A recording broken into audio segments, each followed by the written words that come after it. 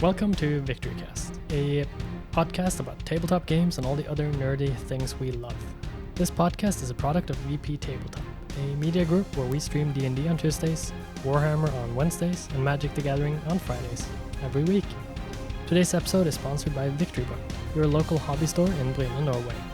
Victory Point has a large gaming area where the communities and in-store play are the number one priority. My name is Sindre. My name is Benjamin. And I'm Kenneth. No. And I'm Kenneth. And I'm Kenneth. Hello. How are y'all doing? I'm great, actually. It's been a while. It's been a while. There's been a lot of fun things going on. We've A lot of fun things. we've participated in tournaments, in pre-releases, in Two pre-releases. two pre-releases, a PvP tournament in D&D. That was interesting. We played a board game as well, as always.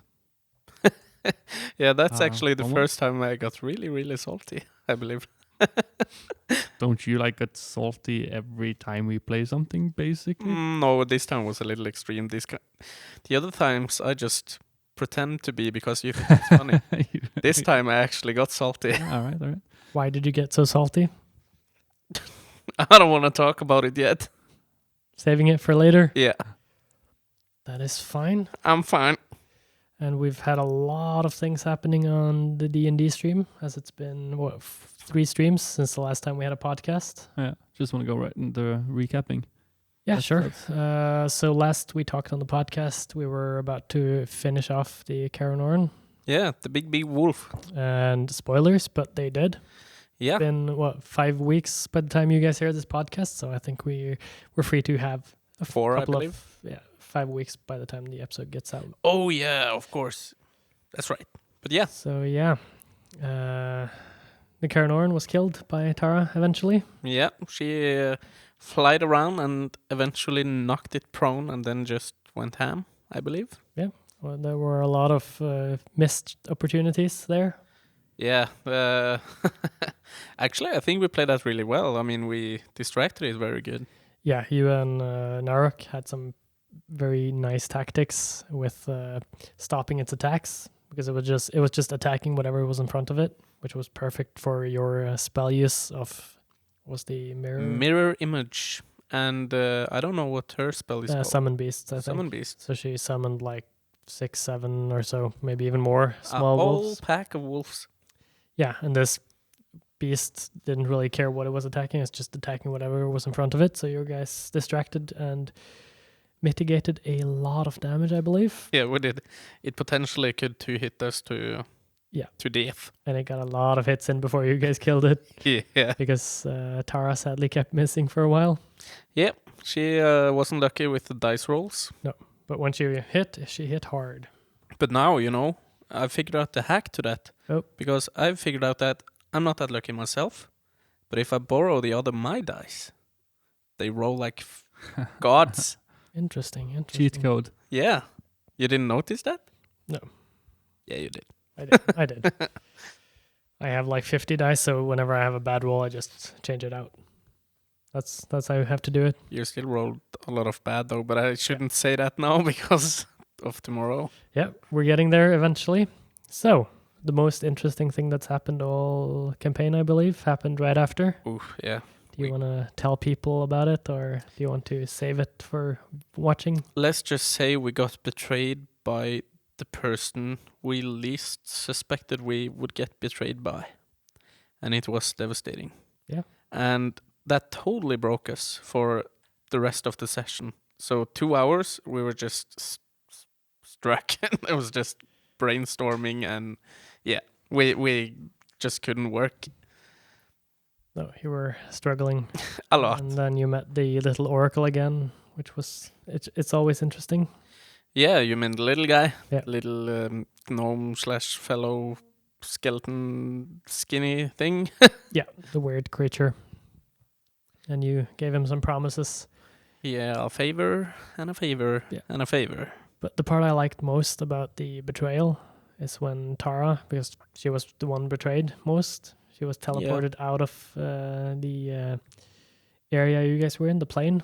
Yeah. And she was basically stabbed to death and left all alone. Pretty much. Slit her throat. Yep. It was, yeah. It was Heavy what? stuff. It's the perfect sort of ending to a session, and I was so badly trying to get there with the Karanoran fight. If you guys hadn't spent so long on that fight, I would have been able to get that betrayal in before ending the session. But that was the session before when we started the fight with Kernor. If we could have ended it on that cliffhanger, it would be, I couldn't have slept for a week, probably. No, me neither. Do you know what my favorite part was? When the thing with the favor for a favor and Kalen not wanting to give a favor for a favor and everyone getting annoyed. Like, not the character getting annoyed, but the actual players. Yeah, we wanted annoyed. to move forward. Which is so funny. Yeah, and that's what's so fun about D&D when you start to really live into it. Yeah. That's what happens. And Kalen get like really you just see the enjoyment in his face. Yeah, because he actually enjoys just annoying you guys, and it's so funny to watch. He succeeds Exactly a lot. Yeah, I've said it like 1,000 times. If I was in that party, I would have actually just attacked him already. I would have killed him. We're getting to it. We are. But yeah, so eventually you guys were able to get together again. Yeah, we did, and we found a new city called Nordshaw. In Rummidal. Yep. Isn't it? Yeah, I remember. It's I a think lot so. of difficult names. Rummidal? Rummidal. Sound like it's one of the continents. It's North Rummidal. Yeah. Huh. So north. Yeah. But yeah, when we got there, Kalen, he's a devious little bastard. So he wanted to get some stuff. Steal some stuff. Yeah, get some stuff. But he's not that good with talking to people, so he just does it. Exactly. And put it into Railglen's pocket. Yeah, and That as was she a nice was touch. about to exit, he just, instead of screaming like thief or anything, he just threw a dagger at her. Yeah. And they're not friends at all from before. No. They literally hate each other. And yeah. That's the definition of stabbing someone in the back. Yeah, definitely. Yeah. And it was just full on battle in that store. Everything got broken. Guards came. Naruk had to summon a lot of bees to keep the guards at bay. We had to disguise her. Railglen, But a question, like, did not you see that something like that would happen? I did, Like, but I kind of wanted it to happen because sometimes when you can't square up with words, they just have to duke it out and fight. Yeah. So I was waiting for it, and that's why my character just stood outside because he was expecting this kind Because of I've been waiting for that for like 4 episodes or something. Yeah, me too. It had to happen at some point. And that's why I didn't intervene. I just stood out there and smoked my pipe and just didn't look surprised, no nothing, just watch it out. And it gets really interesting when you put a storm sorcerer inside a small jeweler's to fight. Like all of her abilities are like area of effect abilities, and they're like sonic blasts. Yeah. In a jewelry store, Literally everything. glass crashed was and everywhere. broke. Yeah. We ran away and then we met Montaigne. Yeah. In a library. Montaigne joined you for a full-time cast member. Yeah, it did, and that was Ranger. that was good to have him back. Yeah. From the guest list, I was supposed to say. But yeah, he's very welcome to the party again. The guy who saved you like 5 times already. Yeah, and even more, I believe. Yeah, it's gonna be more. Yeah, as well. a lot of times. That's what you get when you have a ranger who can stand a while back. It's kind of like what's the name for it? Like, it's a positive change, but it's negative as well, because it's Montaigne is a great guy. He's a cool player. He's fun to have in the group, but at the same time, you lose a person that you actually had fun with. Yeah, as an integral part of the group. Yeah, I really miss Ida with Hicks. Yeah, as that was her role play. As the Goblin was just beautiful. Exactly. Mm-hmm. So it's like it's cool to get a new, like it's cool to get someone new involved. Like, come join us, be with her gang, but it's pretty sad to lose. Yeah, it is. But hopefully she will be a guest again. Exactly. Her character is not dead, and hopefully we will meet her again Him. Him. Her character. Hicks is, her character, him. He's up in the mountains training or something like that. Something. Yeah. Who knows? Who knows? Who knows? It wasn't that what he said though. He went up with the master. Well, as he knows. Said, yeah. But the last thing now is that they want to meet us in Hope's End. Or at least Master Odell. Yeah. Yeah, because she joined Master Odell. Yeah. Yeah. So she may still be up in the mountains training, but we don't know. Yeah. I just realized that we skipped an episode when starting did? this because we skipped the entire thing with jumping in the Forgotten Plain. That must have been the episode we last had after the last podcast. That is probably right. Because I can't remember ever talking about it on the podcast. No. But yeah, Sin took us hopping between realms. So we got some really scary places. And what happened then, Sindra? The first monster we met, what did we do? You fought it, and you won it, defeated it. In one round. Yeah. It didn't get to do anything. No. Yeah, well, really... it did bleed on us. Yeah. So it didn't get to do anything. Yeah. And I was really looking forward to playing with that monster. It was what's it called? Death Eater? Yeah, Death Caller, I think. Caller. How long did you take to plan that encounter? Not long. And the monster? It died faster than I planned it, I believe. Maybe. Well, it came like a shock to me as well. I had been sitting like 2 days before or something, just messing with my math, and I figured out I could hit for some pretty high numbers, and I hit it for like 127 in one hit, I believe. That's like almost a challenge rating 11 or 13, 12. Finally doing something. Yeah. But it relies on a crit though. Yeah, that was an insane crit. Yeah. If I don't crit with it, it's more like 40 damage, and it's pretty decent, but not... At most, I believe. Yeah. Yeah. Close to max. Yeah, it's 5d8. Yeah. So it was a but death with the death weapon kiss. hit and everything. Yeah. A death kiss. Yeah. It's the name of the creature. Anyway, we jumped a little further, and then we met Karanora, which we just talked about. Before that, you also met some shadow horrors. Yeah. Which were fun to fight. They almost killed us. So first they have the death kiss and like, oh, this is a stroll in the park. We can have fun in this plane. And then they meet what was it, 9 shadow horrors? I believe so. They surrounded us. Yeah. And they had AoEs that hit like a truck. So it was like 2 hits and we were down, most of us. Yeah, that was a close call actually. Yeah, that was a really close call. That was all about saves or not. Yeah. And then Sin took up the light, and they had disadvantage, and you missed literally almost everything. Yeah, that was... And missed the opportunity to regain their ability to AoE again. Yeah. Thank God. I did forget one of those rolls, and that roll might have changed everything. Yeah. If it was a success, but it was good. It was fun. Yeah, I liked the close calls a little bit, but... Damn, my heart starts racing. I'm like, you see the mood of the entire group just change from laughing and joking and everything to be dead serious. Yeah. Everyone in the room is dead serious. I just love it when they realize how hard the encounter actually is. It's like just everything changes. It's beautiful because you're also attached now. Yeah, we are. For maybe Kalen. Yeah, douche the barbarian, say no more. Kalen couldn't kill us. But yeah, I've actually started to make a new character, just in case, because we met a little guy. Yep. The confusing little gnome thing, and he teleported us away and demanded to be paid for his favor after we left Nordsha on a ship. Yep. And there are a lot of snake people that seems to be under some mind control. Yuan-Ti. And we went into the temple to try and get rid of that curse or whatever. We thought we nailed it, but we didn't. We almost died in the progress because of some really devastating ice cones. Yeah, nice mage they were fighting. Yep. And went down a really long hole. And... well, I'm not going to say what we met in there. Yeah.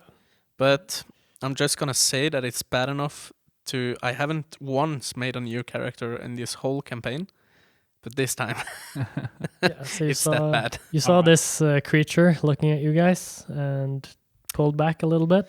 Yeah, But you or have to. I'm you have actually to the go only in. one that could see it because I have 120 feet of sight in both magical and non-magical darkness. Yeah.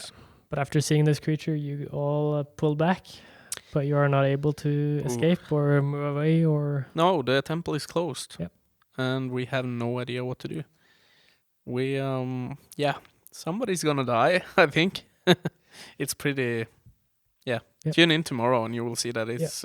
When going hearing to be this exciting. podcast, most people will probably already have seen that episode. Probably, if they're and interested. if they haven't, they probably will go back and watch it. Yeah. Because this episode is airing after Tuesday's episode of D&D. Yeah, I think That's this. Before Tuesday's episode, did depending on what Tuesday we're talking about. This one. Okay, this one, not next one. All right. 28th of September. Yeah. But just say that I think tomorrow is going to be a turning point to what happens onwards, actually. It's going to be that hard, I think. I've received quite a few messages from the players about how scared they are, especially from this guy. Yeah, I even joked about, I hope you enjoy the campaign, Sindre, and I hope you look forward to write a new one and a whole new world. Yeah, so it's gonna be fun either way, I believe. Yeah, I think that, actually. The new character I made, he's pretty cool, if that comes to show. Don't talk about your new character. You're gonna live. Yep. Who knows? Possibly. Listen to that guy. Like in the start of the campaign, I told you all every time you need to make a new character who actually does something and stuff and everything. And you always say like, "Nah, I like Vigorisa. He's going to show you what he can do. He's going to become powerful and he's going to bring glory to the group." And now you're sitting here like, "Oh, I'm going to die and I'm going to make a new character." Yeah. Like, if you watch the episode tomorrow, you'll understand why. We all are dependent on certain things. And when we can't use those certain things, we're just basically big, huge meatballs. Still, you just need to power through it. Yeah. I'll stick him with the pointy end of my, 10 centimeters of a blade or something. Yeah. Why not? Yeah. Your sliver of hope. Well, Your sliver of hope, I like that. You have a That's new gonna be the ranger name. with you? You have a ranger with you? Yeah, he can probably do a lot of things. He can. Yeah. And you have a thief with, or rogue or whatever? Assassin. He uses daggers. And bow. And bow. There's still hope. Yeah. It's going to be interesting. You are so encouraging today. Anyway, something awesome went down on Saturday. No, and you can't just start with one of the streams and then just not give a shit about all the streams. We have to We go have a lot of streams further. going. But we're keeping to the theme of D&D. Okay, sure. Poor Kenneth. Huh? Yeah. Poor Because we had a PvP tournament Yeah. on Saturday with 15 players. And you were one. Yeah. Did you like it? Yeah, I did. Except for a little too little sleep. I did enjoy it a lot. It was fun. And by the way, Kenneth, I thought you were going to be with on that one. On the PvP tournament? Yeah. I was working. Oh, yeah. Okay. I just did that. Just went up in my head. I now. think you told me that I need to be in that tournament, and I just said, probably. And I've just I think you might have been considering it before we moved the date or something. Maybe. I don't know. Doesn't matter. I can't remember. Anyway, it was a fun day. Yeah. It was interesting to plan a PvP D&D event. I didn't know what to expect really. No, it was. I liked it a lot. You know what my opinion of certain spells and balance is, but yeah. Yeah, the thing is, D&D isn't balanced at all, especially not for PvP.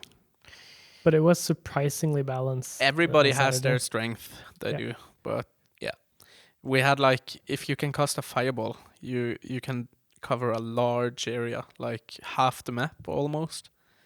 And those are pretty devastating. Yeah. And then the other ones get the lightning bolt, so you have to line them up, and that's not so easy. But so I played against the fireball team because I Yeah. was a substitute for a little while, and I never saw any fireballs. Because you played a monk and stunned him, probably. I didn't stun him, but I ran right up to his face Yeah. in round 1. So there you have it. But because Two of us did. you're complaining about the fireball and lightning bolts, but remind me, Sindre, who had the first pick in the draft? Because it was a draft of characters. I don't remember actually. I was They were number 3. yeah, 3. Okay. Duxie. How many fireball characters were there? So the 3 Stooges were the first ones to choose a character, and then the guys with the fireball were second. How many fireball characters were there? 1 or 2, I think. Yeah, Maybe. 2. So I'm just trying to think about I don't know all the characters. how could have Benjamin dealt with, like, if there was a fireball character and thinking those were overpowered? There are Could they many just ways pick to deal with it. The first way is Pick to one go yourself? first. The second Pick one to go is first. You mean you have to actually roll a good initiative. So the it's second all up one to is the to dice counterspell. Every sorcerer or wizard had counterspell, but it needs to be within range. Yeah, I forgot that. Yeah. But isn't the Actually- easiest way just to pick a fireball character yourself?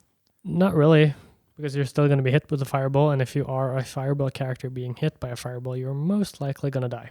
Well, but you, Yeah. but you can't complain about fireball winning a game if you got a fireball on your team. You can. Well, the problem with it is that in action economy, if we can look at it that way, you can hit very easily, probably everyone on a team. Yeah. And when you deal like an average of, So around 48, 30, I think. 30 to Yeah, 40 yeah. damage on an average roll of 86, you you fuck up a lot of HP. With lightning bolt, you have to line them up on a line, so it's a little bit more punishing. So it's a little bit more. It's less easy, right? So it's a little bit more balanced. But that's also where the distance between characters, the terrain, and the thing about fireballs is that they're completely useless unless you get them out early, because you're going to hit your friends. That's true as well. But if you can kite someone down So that quick, The effectiveness is very limited, but it's very powerful if you're able to pull it off completely. yeah. Again, it's all up to the initiative count, actually. But still, But how was it playing in a PvP tournament? Because it that's a was new very fun. experience for everyone, isn't it? Everyone here, at least. it was like metagaming really hard. Yeah. Something you love. I did this time, yeah. And I had 2 people with me that haven't played a lot of D&D, so I had to help them a lot. Yeah. So it was like picking a strategy for the whole team all the time. Yeah. So it was in that regard, it was fun to use my head in that way, and I can understand for everyone else as well, who also have played a lot of more D&D. You notice very quickly the strategies and if you can even pull it off. Yeah. It was pretty funny later in the tournament, though, because you had a small problem that required a lot of thinking. I hadn't really thought about what to do if we had a tie. We did think about what to do if we had a 2-way tie, but then we ended up with a 3-way tie. No, you hadn't thought about what you two. No, I was do, struggling but a little we figured out what we would do if we had a 2-way tie. Yeah. But then suddenly we figured out that this might be a 3-way tie. Yeah, and it became a 3-way tie. And the problem with how you planned this tournament is because there was 5 teams, meaning we had to use a bye, and there was 5 rounds planned, so it was going to be a bye for each team, and every team was meeting each other, and the scores were only 1 point for a win, 0 points for a loss, meaning everyone had the same record, everyone had the same amount of points, everyone had the same amount of win-loss record, everyone had the same amount of opponent win-loss record. Yep. So there was no tiebreakers whatsoever. And even if you don't have those usual tiebreakers, you could do like which of the ones who are tied won against each other. Yeah. But it isn't a scenario. They won against each other. Yeah, it was circular. So it was no chance there either. So it's like, how do you break this tie? As we do always, roll the dice. Yes. So we had a 3-way. We rolled a d20 every team. One. The lowest one was kicked out. Didn't get to play more. That's and right. the 2 winning ones, which was this guy Yep. and Malin, got to She fight played 1v1. That ugly tank, the douche tank. Yep. Actually, AC literally, the versus douche. The name was douche, I believe. Yeah. Douche. No, the it was barbarian. changed to douche. It was dish. Oh, it was okay. Yeah, but but still Kalen played douche. it, so I went and changed it to douche. Ah, I get it. Yeah. So douche the barbarian. Yeah. Yep. But the funny thing here is that the team that lost that die roll, they had to buy it last game. Yeah. So basically, they waited an hour just to roll one die and lose that die roll. That's right. That's pretty funny. Yeah. That happens. I played the paladin in the final, and I didn't know it at the time, but I thought that raging barbarians didn't have resistance to magical damage, so I waited a lot to go and play the sorcerer. In the aftermath, I found out that it was a totem barbarian, and it's resistance to magical damage. Yeah. So you didn't have much of a chance. No, I forgot also, which could have helped in the fight because of my high AC, and our HP was pretty much the same in the end, and I forgot I had 25 HP in a lay on hands health pool. Yeah. And that maybe could have tipped the tide of the battle if she rolled bad, if she drank the health potion. Yeah. So, regrets were made. It was a pretty close combat, but But in the end, Tara won. Malin won. the last Yeah. 2 or 3 attacks, she managed to get through your AC. Yeah. The And I problem was my she rolled really good in the last rounds Yeah. actually. So Early rounds, you saved everything, and she just halved your damage. It was just like you poke her, and she doesn't hit you. You poke her, she doesn't hit you. But in the end, she managed to get my 3 or my something. strategy was actually to hold her and burn out her rage, because I believe you only have a certain amount you can rage between short or long rests. Yeah, I think 3 times or so. Yeah. At So that level. my strategy was to hold her, and I believe if she can't attack or something, If she can't attack and does not take damage, yeah, but she can still attack while being held. not if I went around a corner, for example. Oh yeah, like the spell holding, not Yeah, grappling. a whole person Right, was my trying. So I actually burned 2 of my highest level slots on hold person to try and do that. Yeah. And it fumbled, so that was sad. Yeah. Sad. So anyway, the winning team was Ida, Malin, and Benjamin. No, not me. Philip, I mean. Yeah. Yeah, Philip. Ida, Yeah. Malin, and Philip, which makes me very proud. Considering Congratulations. all of them were on the have been on the stream Yeah. for a very long time. Stream team. So I am a proud DM daddy. So what would that say about me? That I could hold my own on against 3 of them. Says that I'm a very good teacher. Yeah. Okay. It's all on me, you see. Yeah. Oh. You see. It's important for you to know. Well, seeing as this was your first tournament, like first gig as a TO, tournament organizer, how do you think you go? It was fantastic. There were a lot of small mistakes being made, and a lot of things that we can improve on, especially going up to the event itself, the in the communication. planning and communication. But let's just say I basically fell asleep very early on Saturday Same. as I was exhausted, and I barely played. I was just hanging around waiting most of the time. Ova was wondering to play Commander after. I just said no. My head is all gone. I'm dead. I gotta go home and rest. From my perspective, standing like halfway outside and just looking in, it looked like a pretty good event. It looked like everyone had a good time.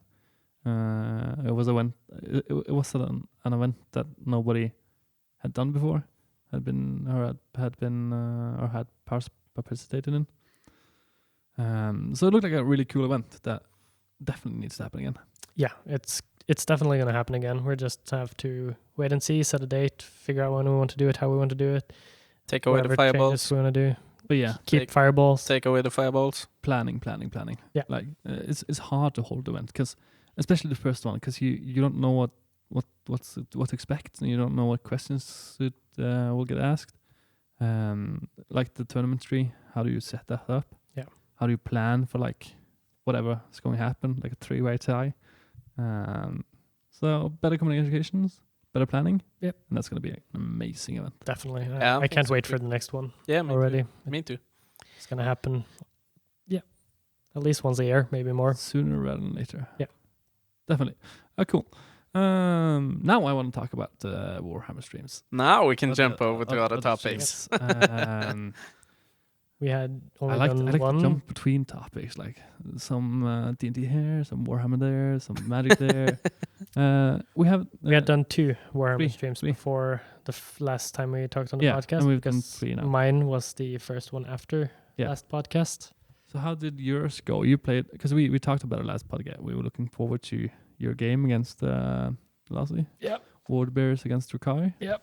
How did it go? It was terrible. It was and terrible. fun. Yeah, it was fun in the beginning, terrible in the end. Yeah. It was fun for like the first 2.5 to 3 hours. Yep. And then I got tired of just standing there looking at someone else play Warhammer. And I had the wrong shoes on, Yeah. definitely. It was basically I was behind. No, I was behind the camera. Yeah. Yeah. It was basically a game where it started off cool and it started off fun for both. Both had a lot to do. You got up in close combat to him, started hitting. He got to shoot on you.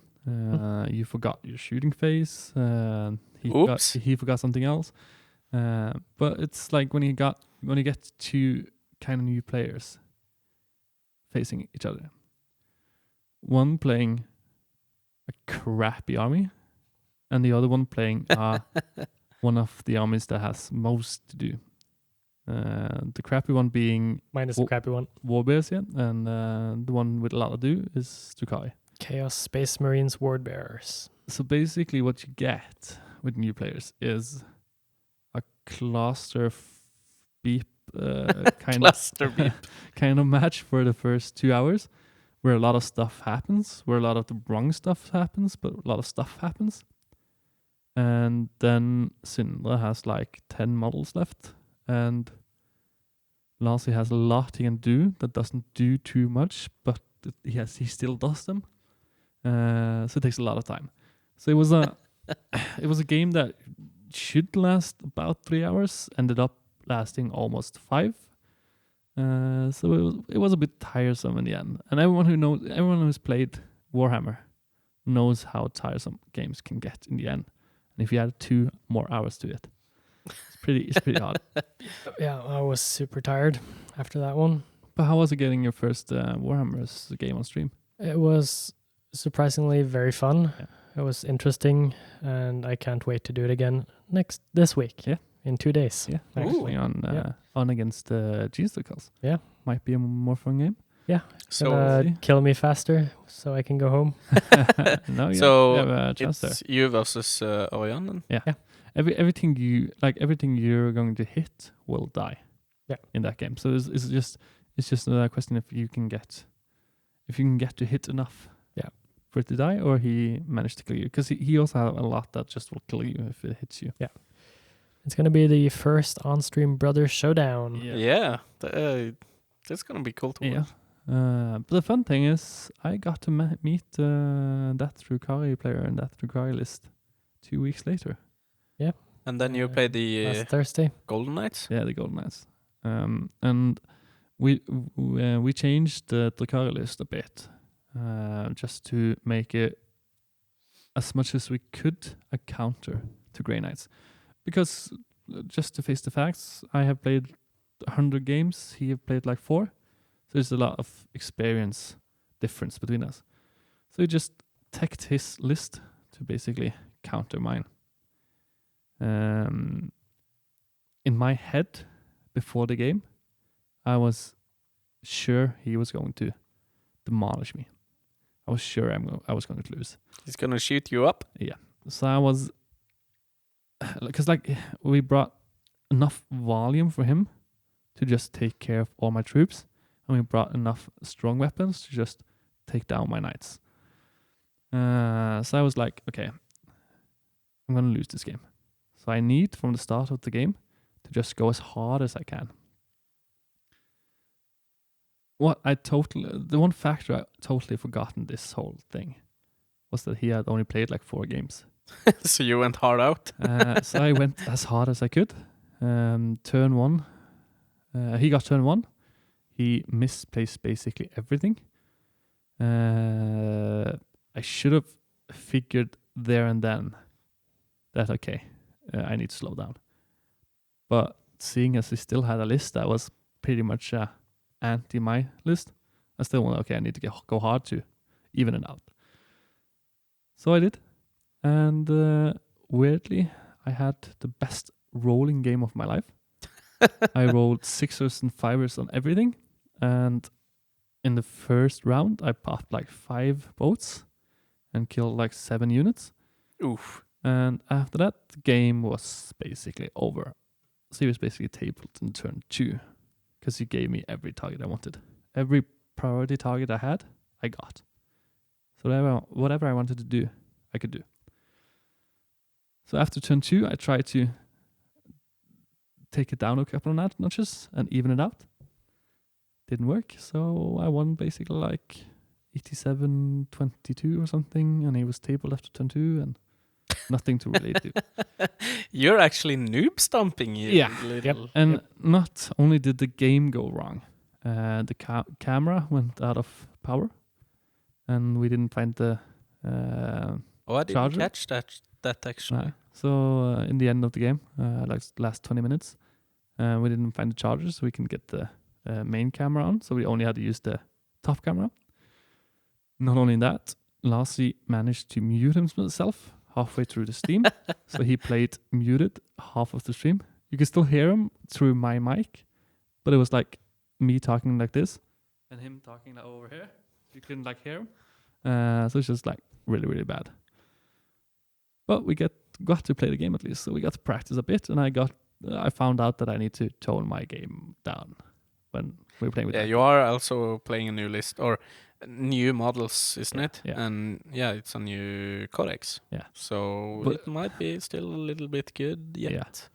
But it's just like, Drukhari is supposed to be a lot better. They are? Yeah, there's no doubt about that. But it's still experience. It's still experience question. Yeah. We have one guy played 100 games and one guy played 4 games. It's an unfair matchup, no matter what the armies are.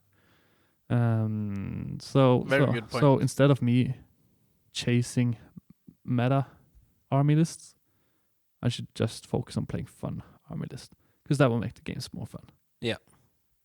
At least until they get more experience. Yeah, exactly. But it's fun. I learned a lot, and he learned a lot. At least you won a little bit. Yeah. And we had a game against that's a pretty fun game as well. We had a game against the Custodians, against the Dark Angels. Oh. Yeah. Glenn versus Lars. Yeah, that's correct. The other Lars. Who do you think won?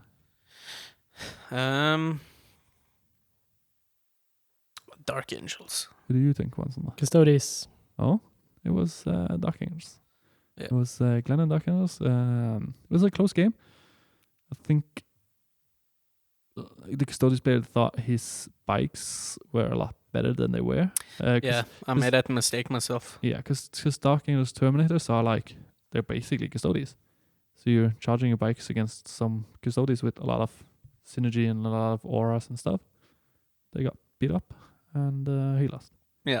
But it's a close game. I think that's the weakness of Custodians for the first. They're not so many.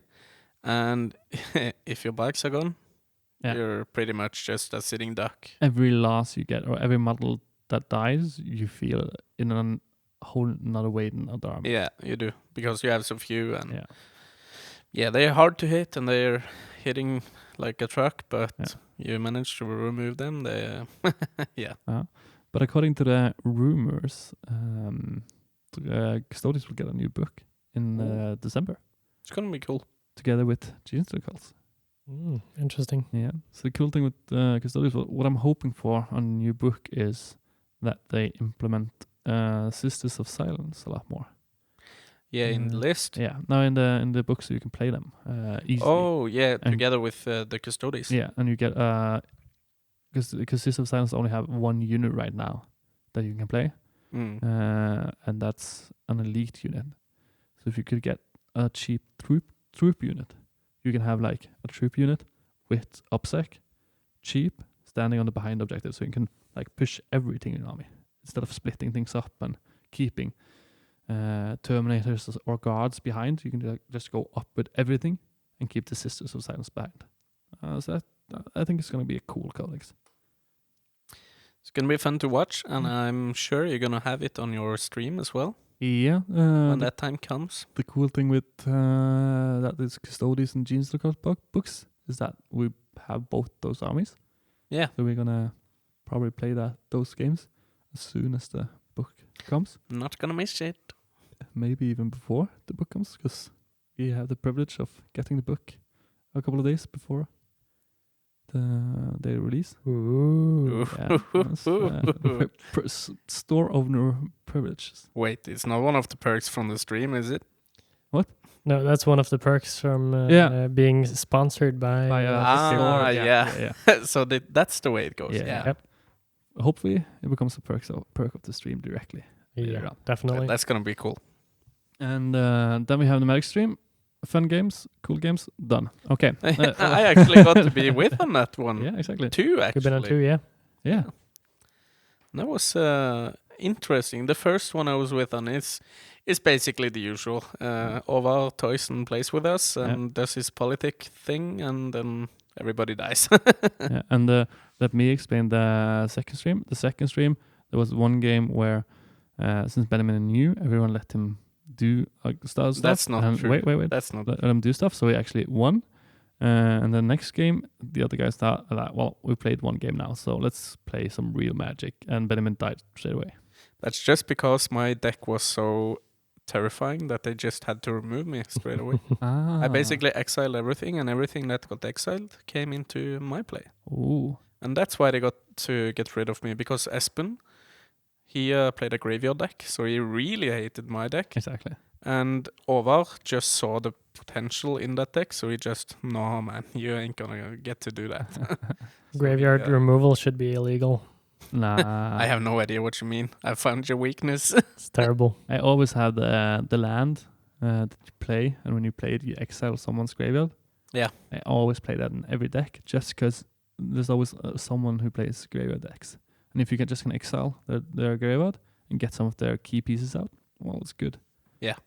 There is one thing that's worse. That is denial of healing. Like complete denial. Yeah. This player can never heal again. Yeah. And the players can't gain life. Ooh, that's the worst. The first stream was actually very fun, though, because we really got to irritate Ovar on that one, too. Because that's always fun. It's not often, but when it happens, it's hard. I believe that first, I played a control deck. I want to play everyone's decks. Yeah. So I basically just stole from everyone. Kai, he played a curse kind of deck where he gave things to us, and we lost life from that. So he gave a lot of them to Eivin, I believe. No. Yeah. No, he was on the same stream. No. That was Enval. Yeah. Yeah. And to Ovar. Yeah. And that messed up a lot of things he could do. And on top of that, I just, thank you, Ovar. Thank you. Yeah. And Enval tried to do Notion Thief to draw a lot of cards and stuff. And I just, thank you, Enval. I want that Notion Thief. So whenever you draw cards, I draw one instead. Yeah, that was the game where I got so salty. It said, this is basically two-headed giant against me alone. Yeah, I remember because Enval didn't play anyone's team. That was fun. And the next game, Kai brought out the Moogis. Yeah, Moogis. Cow Madness deck. Yeah. That was pretty fun too. Interesting. Interesting deck, yeah. Yeah. And yeah. Have you made any new decks though? I made 2 from the new set. Yeah, I made one with Sigarda, the green-white angel. Yeah. That's a human deck with some interesting surprises in there. Yeah. You know what it is? Yeah. And the other one That's a Kalain deck, but it's based on vampires, so it's a lot of vampires. But it's gonna be a seductive vampire kind of thing, so it's gonna be group huggish. Mm. I have it with me in the store today. Have you made any new decks with the new set? Nope. No. Nothing. I've made one, but I can't remember what my commander's name is. It's also a green white. Yeah, you have also the a human deck. human warlock, I believe. I have the human who makes like does so that every other human I play can tap for mana, and I can tap it for 6 mana and give everyone +1/+1. Yeah. This is a pretty fun commander. It just makes it easier to play stuff. Yeah. Because my commander doesn't do too much, and I'm not necessarily playing around my commander. I'm playing the deck by itself, but the commander just like gives me mana to do stuff earlier. Yeah. This is only a 2-drop. Mm. So I get the mana out on turn 2, and on turn 3 I can use more And if mana. you have a lot of humans out, which can happen very quickly, you get a lot of mana pretty quick. Exactly. So it's pretty fun. And I've started to make a werewolf deck with the Torvola something Midnight Scourge, I believe. He, if you control 3 or more, you turn day into night. So I can control night on my turns, basically. Mm. That's cool. So that's going to be interesting to play, I believe. Yeah. I didn't buy a display for this set, so I don't really have the amount of cards or the right cards to make anything yet. No. It will come. Yeah, there was also a pre-release that we played in. 2. I don't want to talk about that. It was Saturday. It was. So what do you want to talk about? We can talk about something else. We can No, we need to go to this. Release. It wasn't a happy experience for me either. So it's not like any of us did anything. No. Right. But we had single sealed on Saturday, and we had 2-headed giant on Sunday. I did not get to play in this single sealed. If I did, there would be a pleasant experience for one of us at least. But I did not. Look at him. But you two got to play in the single sealed. How did it go? Got absolutely crushed. Yeah. Yep. Or I did well a lot of times, but what really got me the most was the removals, actually. Yeah. The removals just wrecked my decks. What were your records? 1-3. And you using them? I think I won 1 match on the single one. You won 3 as well. Yep. And you know what the most fun thing with the whole single seal thing is? Here it comes. That Naruk or Barrett, the new Magic player, did better than both of you guys. So she is officially the best Magic player from the D&D stream. You know what? I know why she did so good. Why? It was wolves. Yeah, true.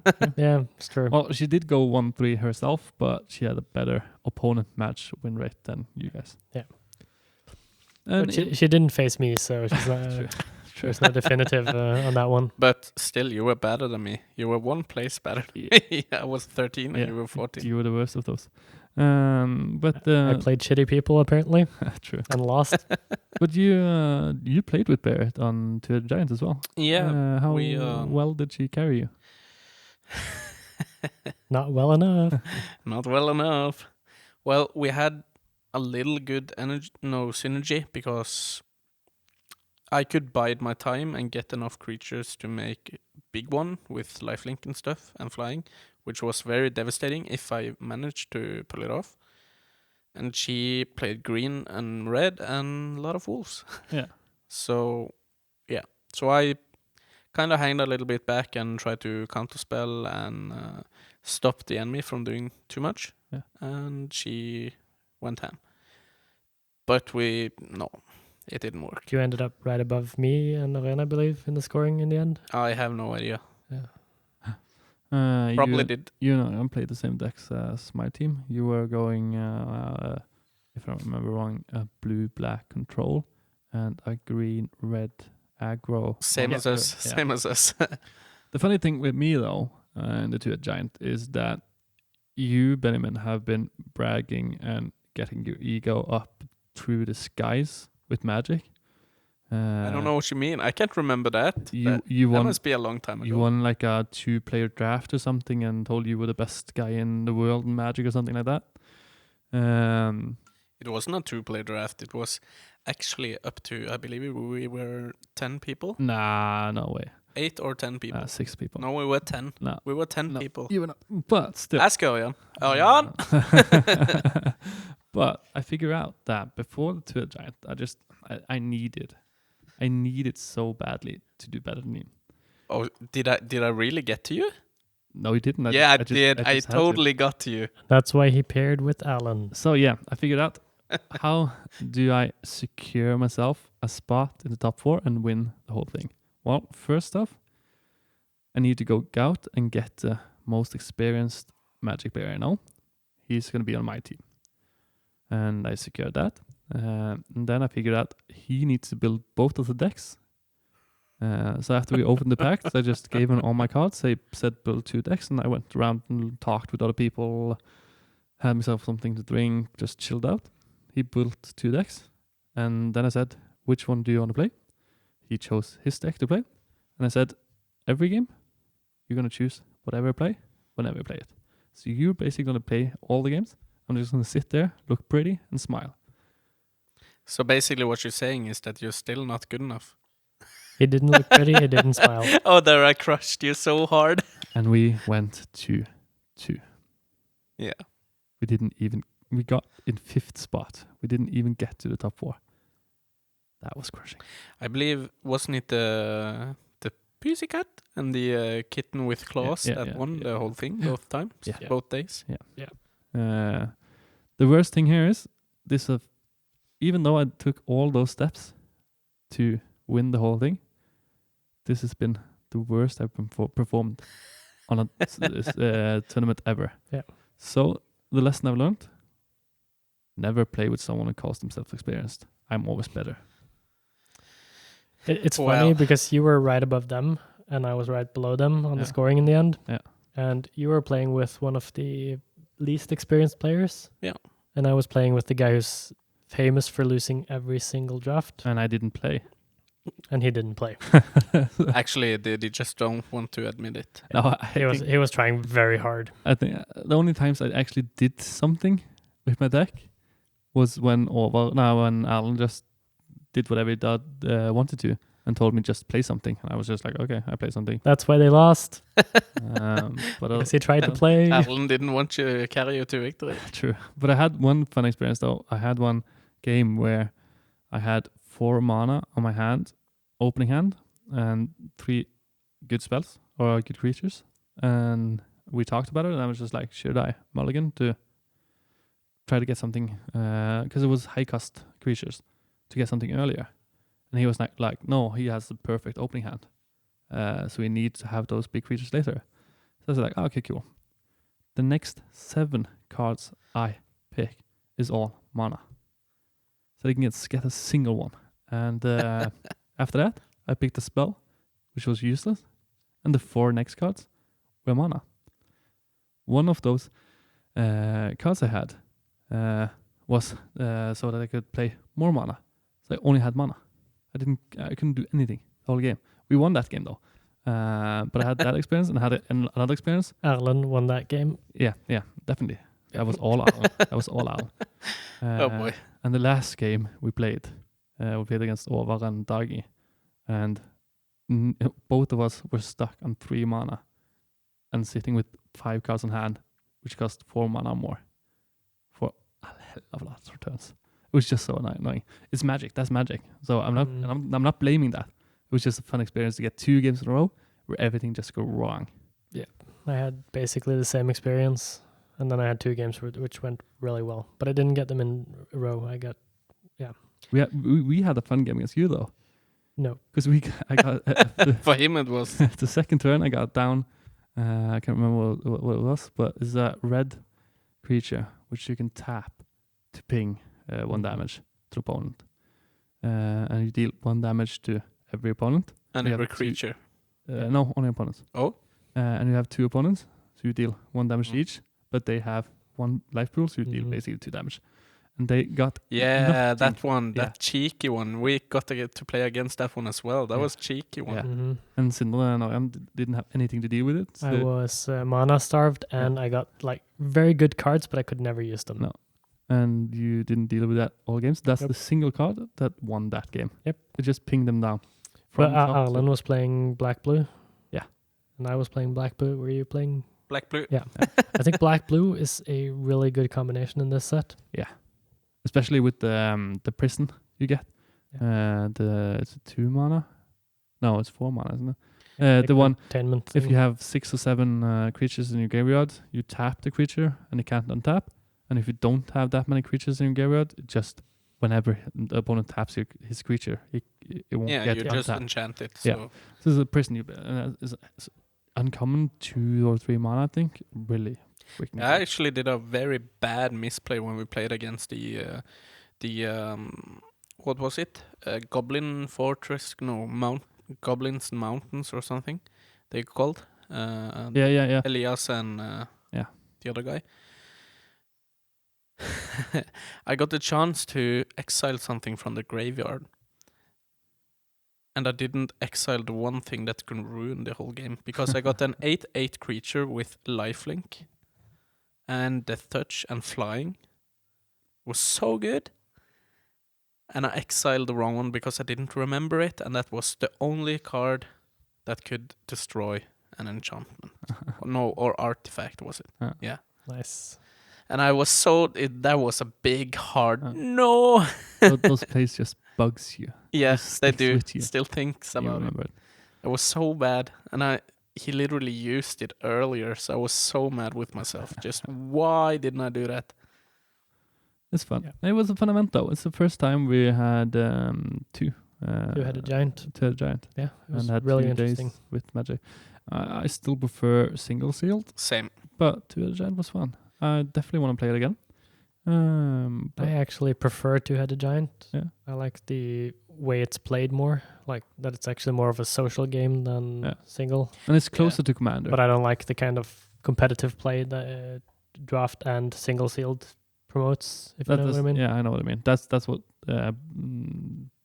takes me towards single sealed. Yeah. This is more competitive. Yeah, I actually started to enjoy single sealed, but again, I like sealed more than draft for the simple reason that everything is new. Yeah. So everyone is kind of new to that set, unless Yeah. you, of course, looked at a lot of spoilers on the internet. Yeah.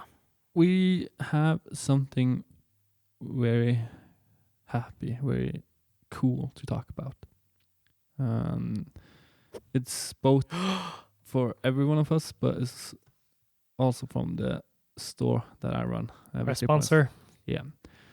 First of all, Norway has finally opened up again after 2 years Woohoo! with freaking COVID. Hooray! Yay. On Saturday, 4 o'clock, the fireworks went up and the country opened again. Yep. Which means Victor Potts has said a long time that when we open, we can fully start with events again, big events. The first thing we're going to do, and this is a cool thing, is that when we couldn't have any events in the store, we still got promo packs from Wizards for every set. So you get like, I think it's like 30, 60 non-foil and 20 foil promo packs that you can, or something like that. And we get that from every set. And there's been like 3 sets while we've been in lockdown when we couldn't have an event. So we just collected all those and said, we'll use this when it opens again. So now we have, I think it's 175 promo packs. That's a lot. That's a lot. all of those promo packs are going out the next few weeks. So on Draft and Commander Saturdays, we're bringing those out. There's going to be like 50 promo packs going to the Draft and like 25, 30 on Commander Night. Everything's just going to go out. That is insane. That's insane, yeah. And Too promo bad packs I can't is like... join on Friday. Oh Yeah. no. So Same. so promo packs are basically at least 2 rares, I think. Maybe you can get a mythic as well. There's a lot of cool and good cards. So we're just going to rush them out, get them out. 2 weeks, Draft and Commander Night, get them out. I like how me and Sindre just looked at each other and said, we left out. Yeah. Yeah, Well, just to show up. I can't. Saturday, Commander. Probably. Next Friday. I probably will be here on Saturday. Yeah, I will be on Saturday. It's 2 weeks. So basically what it means, every person who either shows up for draft or Commander Night is guaranteed at least one promo pack. Every single person. I'm getting a promo pack. Getting a promo cap. I'm getting a promo pack.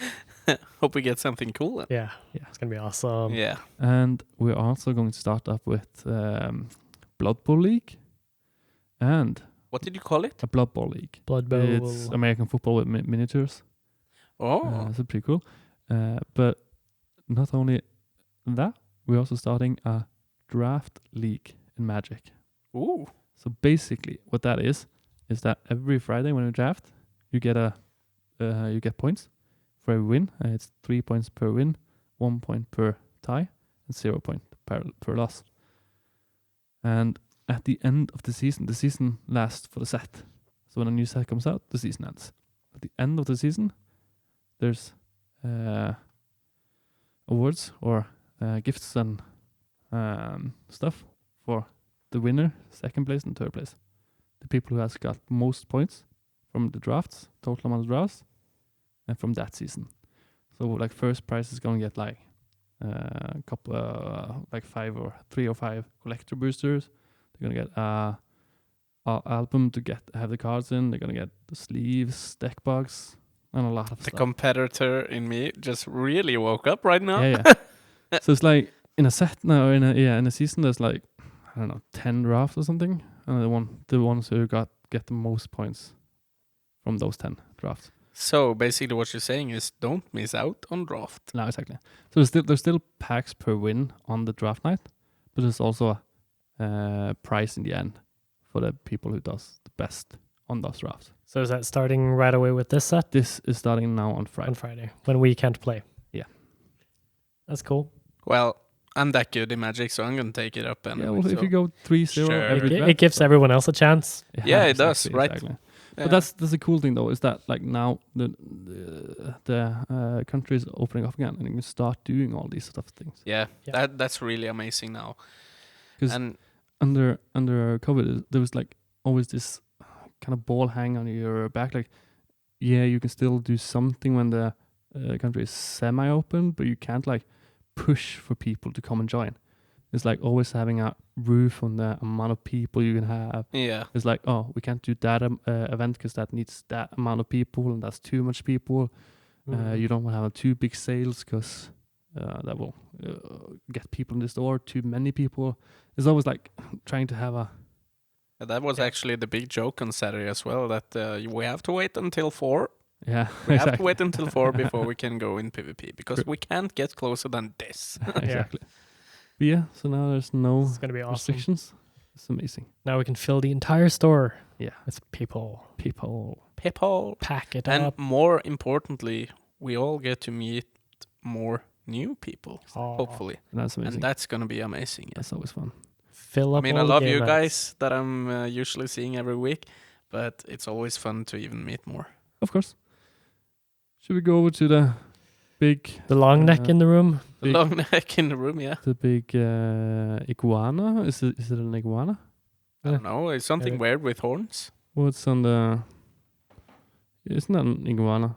The thing on the front of the box? That is a weirdly Chameleon? evolved creature. I would say a weirdly evolved chameleon with horns Chameleon? Okay. because of all the colors. Well, the thing for everyone listening, the thing we're talking about is the game we played this week, between last podcast and this podcast. Yeah, it's going to be coming out this weekend, I believe. Yeah. Evolution. Evolution. The dynamic game of survival. That was And- actually a very fun game, although I got salty. What's the game about? Sindre? Well, it is about evolution. It's about making creatures that are big and scary or big and not scary. And you want these creatures to eat as much as possible to evolve and become better in whatever specialization you wanted to become to get you more food. So it's all about getting food. the more food you get, the more points you get in the end of the game. But it also has an interesting mechanic with evolving the creatures in different ways, and one of those ways is you can evolve it into a carnivore, which then starts eating the other players' creatures, which they have evolved and they like very much and want to keep. Like a pet. Yeah, so it's all about sort of resource management and creating creatures. Yeah, and they can always check out our playthrough of the game. Yep, we have a better explanation and a entire playthrough of the game on our YouTube channel. Yeah, Let's play. A game night let's play with VictoryCast. Yes, sir. Who want to go first? I think the salty one should go first. What do you think of this game, Benjamin? Well, first of all, I really like the mechanics of the game. That was absolutely my kind of game as well. As I've said always, I really wanted to play game number 2 at once, as I usually do, because once is never enough, unless it's bad, and this was not one of the bad ones. What got me salty is that I'm slow to realize things. I'm still a little bit new to how games still work, and that kind of fucked me over a little bit. But in the end, when the points came, it didn't really matter because it was really actually very even score between us as well. Everything about the game, when you strategize to what you should do with your species and how you evolve them, how you trait them, and what other kinds of species you bring into it was I liked the dynamic, and you can even if you choose one, you can change them on the way as well, so you aren't locked to it, so you're not getting screwed by locking yourself to something. You can change it on the ways. I like that very well. I should have done that actually. Art, it was, for me, it was very pleasing game to both look at. It was easy to understand and play once you read the rules and everything. So for me, I actually would, I think I'm going to give it an 8 actually. Definitely want to play that again. It's pretty good. That's good. Hopefully they do better next time. That is the same as Twilight Imperium for you. Should I go next? Yep. Go ahead, Kenneth. Keep the most important opinion in the middle. Evolution. The thing that stood out to me the most in this game was the amount of tactics you could run. Not only just with the type of traits you put on your species, but you can go for a lot of species, just trying to push out as many as you can. Hope there's enough food to feed everyone. You could go for carnivore and try to build yourself up while pushing down the other guys. You go for like I found out later in the game, like a combo piece, like okay, I take 1 food and I get 10 food to everything. That was fill sick. everything up. But it's all in the cards. It's basically it's the same concept as Magic. Play the cards you get and play the best out of it. So I really liked the game. It was the first time we played it. The first time I played it, and the first time you played it. Yeah, me too. Since I played it before. Oh. And there was one. Just the second time, and I can't remember when I played it last. It was a long time ago. But in the middle of the game, there was a point that I thought that, wait, this is bad. Why is the mechanics like this? Because Sindre went for a carnivore, and he got the carnivore, and he started to eat us. And I was just like thinking, how can we stop this? There's no way to stop it. But after we tried for a couple of turns, I figured out, oh wait, it's not that hard to stop it. We just have to go in for it. And when the game ended when it ended, if it had gone on for a couple of more rounds, I think me and Benjamin would have taken over Sindre. Yeah. Because of that, because we managed to stop them. I just think we realized it a little bit too late. So that's just made the game even better for me. Because like, even though he goes on the tactic, even though he gets an early lead, we can still catch up with him. There's a good mechanic for actually catching up. You actually caught up a lot with your synergies. I was actually sure that I was coming in second, but yeah, and I had that horrible, worst misplay of my life the first round. Yeah. And that fucked me over, but I actually managed to catch up.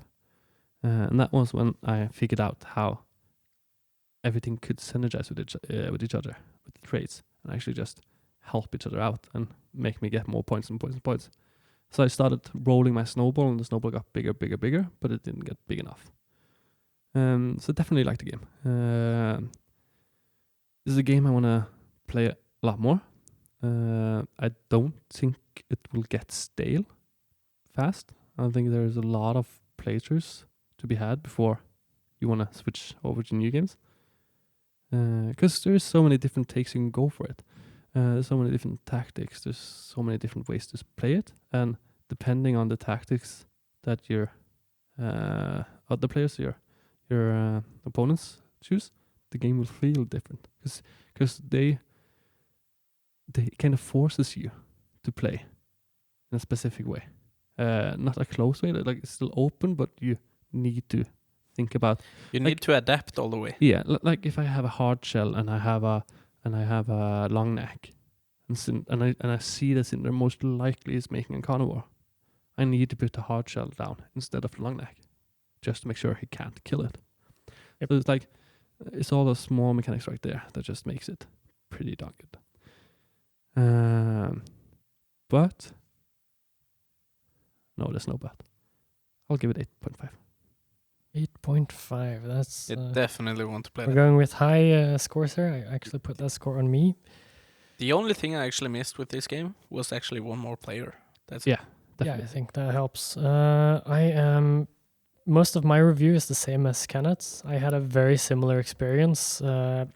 Because of his misplay, I got ahead very early, and I also stepped on him again a little bit later.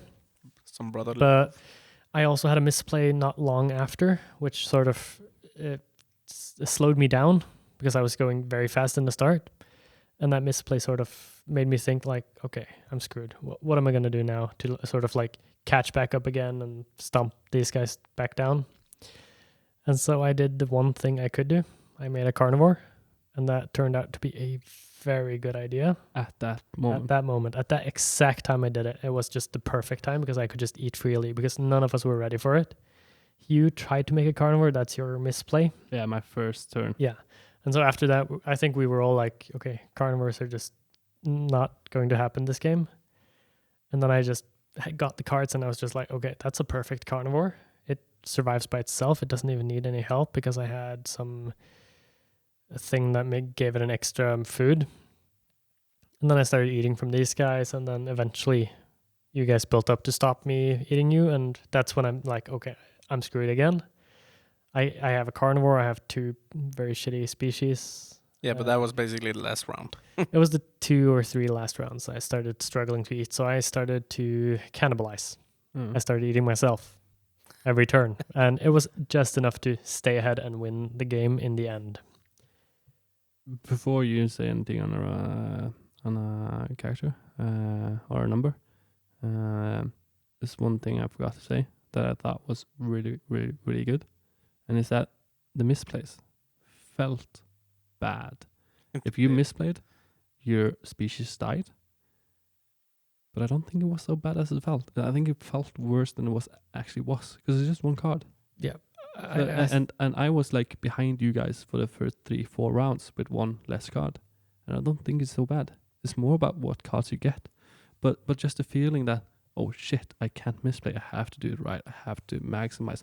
I have to counter it. I have to think about everything. I need to be 2 steps ahead. That just made the game so much more fun. Yeah, it was like, oh shit, that was misplayed. Oh, it doesn't matter. I didn't lose anything. That wouldn't feel as thrilling, as important. Yeah, I do feel like all of the actions are important, but they're not so unforgiving as to say that you're screwed if you don't do the exact correct thing every single turn.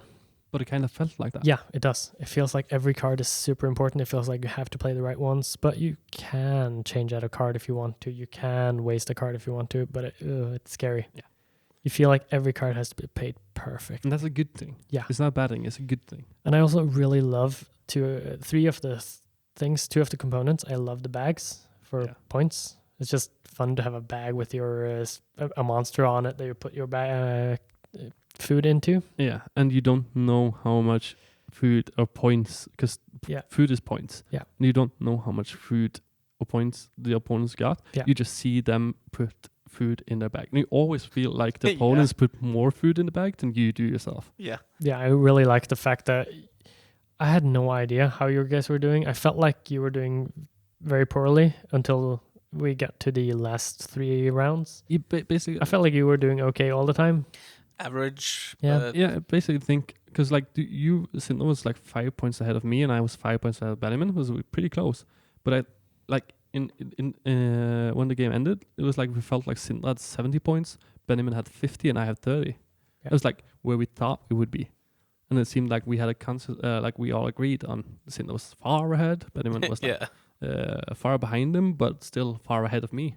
And when we actually opened it up, it was like 5 points between. Like 10 points between the winner and the third place. That's pretty cool. It was very close. And not to mention the limited food pool in the middle as well. You can basically choose how much food you want to contribute in a way. Yeah, and I gave it minus all the time. Because I knew early on that, okay, I don't need much food. You guys want food, you're so ahead of me. I just need to put minus to get as few food in the middle as possible to make it feel like you can ramp your food. Yeah. And that's one of the things that makes the game as so good as I think it is too, is that you have so many ways to halt the others and get even again. Exactly. Yeah. And my second sort of thing that really stands out in this game is the species boards that we get. To have like these trackers for every species you have, it just felt good. It was a good way to track everything, and it looks nice. Yeah, it was simple, looks nice, and easy way. Yeah, and you have something tangible to see it, not just like a die and the cards for your traits. You have an actual board for every single species. And there's enough to have a lot of species. Should be a weird picture on the board, though, just like to represent the species. Like everyone is different. Yeah. But other than that, that's still, it's more like the species is yours. It's not something predefined. True. Which I think is actually better to not have a picture on them, because it's not, I don't want to have a long neck and then have that be a carnivore. Should I then change out the picture on the thing? No, because the pictures are on the trait cards. That's the species you have. True. So it sort of takes away from the whole evolution part of the game. When you're done with the game, you should draw your species. Yeah. If you can draw. I am not drawing an animal. Get extra points for the drawing. Then I would not invite certain people to play with me. I have no idea what you mean. I would invite you every time. You looked at me straight after you said it, so just, what?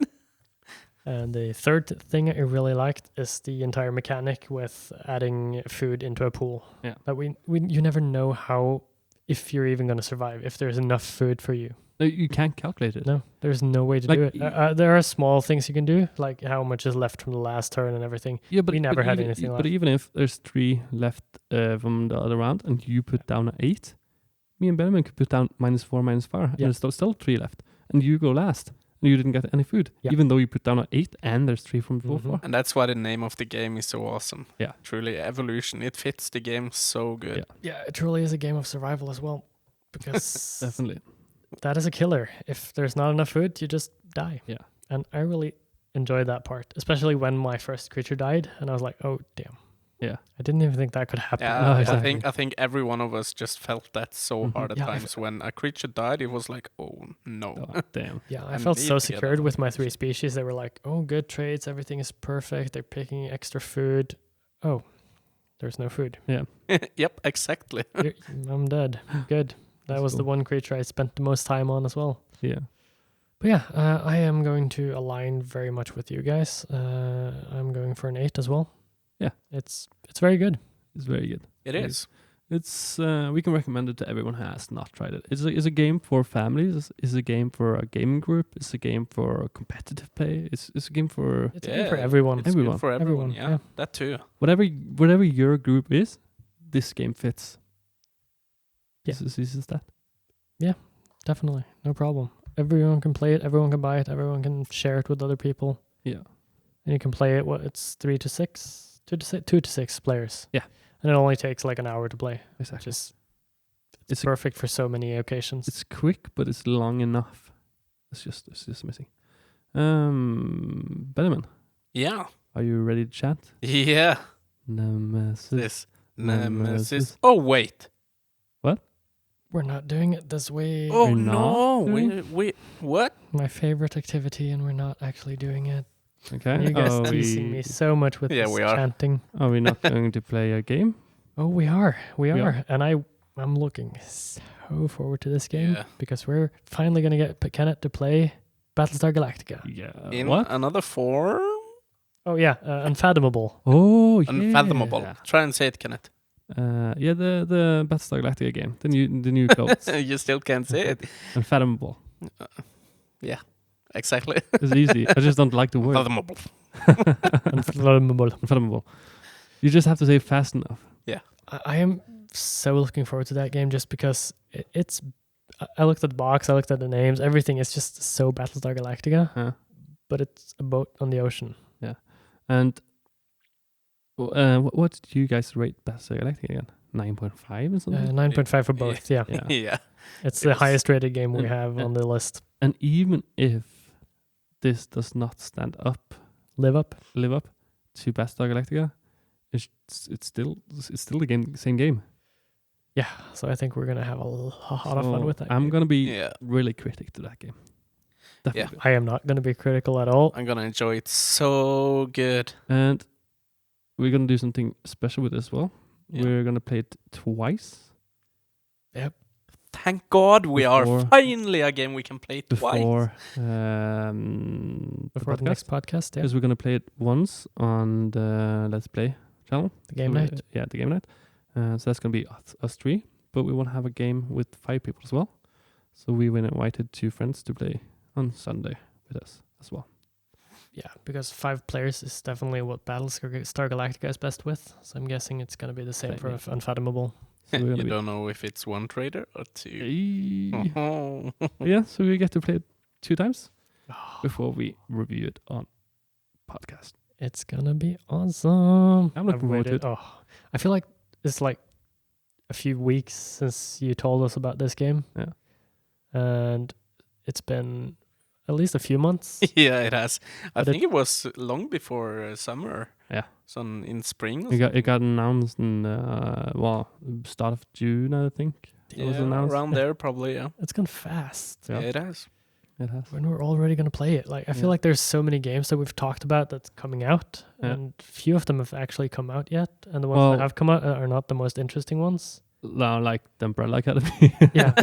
Trash game. I don't even want to play. I checked it out on IMDb. Then the Umbrella Academy game. And it got like 2.8 or. You checked out the board game on IMDb? Yeah. No. On IMDb, on Board Game Geek. on Board Game Geek. So you reviewed a game on a movie site. On Board Game Geek, and it got like 2.8 or 3.1, and I've never seen a game that bad. I even checked out the worst game I have played, which is Joust, and that was like 4.8. Yeah.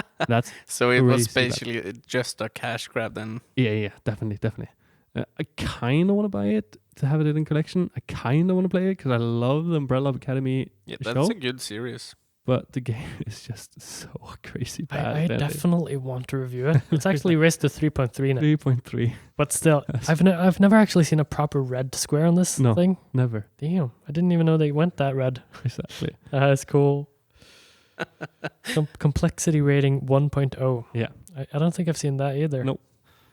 Oh my. Out of words. Now I just want to play it even more. Yeah, I kind of think we need to play it at some point. Just to... So you've heard it here first. We're going to play it. Yeah. I don't know when, but we kind of need to play it just to... Yeah. Because you need to order it in. What's the game we... The game we talked about? Oh, that was Daleks and that kind of... Doctor Who? No. Doctor... What's the worst game we have on the list? That's a good question. I see a 1.5. It's actually Trollfjord. I see a 1.5. Is it Trollfjord? No, 2.3. Doctor Who Time Clash. Yeah. Yeah, Doctor Who Doctor Time Clash. Yeah. And we talk so bad about this. I want to see if the Umbrella Academy is worse than this. Doctor Who Time Clash is still better than Monopoly. True. But is Umbrella Academy better than Monopoly? No, probably not. Okay. Is that going to be our first 0.5? Check the and we have to get an O check. check Time Clash on the BGG. Is it better or worse than the Umbrella Academy?